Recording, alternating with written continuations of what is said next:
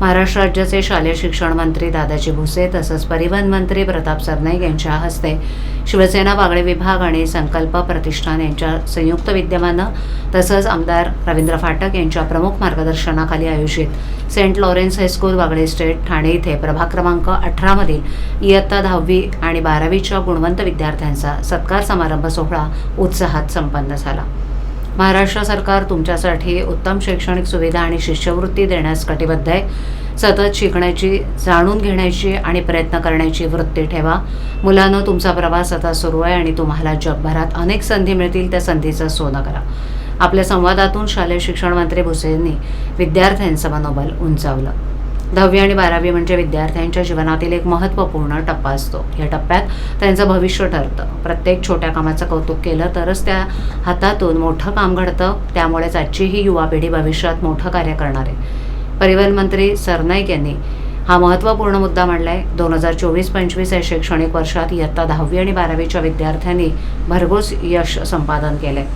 संकल्प प्रतिष्ठान कायमच विद्यार्थ्यांच्या पाठीशी खंबीरपणे उभं असतं।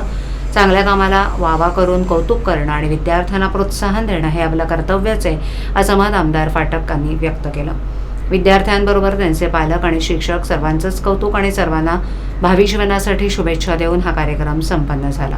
याप्रसंगी सचिव राम रेपाळे, नगरसेविका जयश्री फाटक, नगरसेवक दीपक वेदकर, संजय भोसले, अभिजित पांचाळ, सीमा आवटी, डॉक्टर वाघ, नगरसेविका नम्रता फाटक, विजय पडवळ, सुरेश दाते तसंच सर्व विद्यार्थी आणि पालक, शिक्षक वर्ग मोठ्या संख्येनं उपस्थित होते।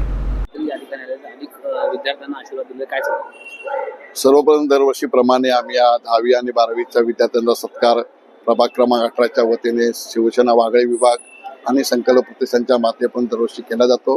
आणि दरवर्षी आम्ही आपले ह्या महाराष्ट्राचे शिक्षण मंत्री जे असतील ते दरवर्षी या कार्यक्रमासाठी येत असतात। यंदा आमचे शिक्षण मंत्री दादा भुसे आहेत आणि आमचे ठाण्याचे दुसरे मंत्री प्रताप सरनाईक साहेब यांनी पण आज दोघांनी येऊन इथे या सर्व मुलांचा सत्कार केल्याबद्दल, त्यांना शाबासकी दिल्याबद्दल त्यांचं दोघांचं पहिलं मी सर्वप्रथम मनापासून अभिनंदन करतो।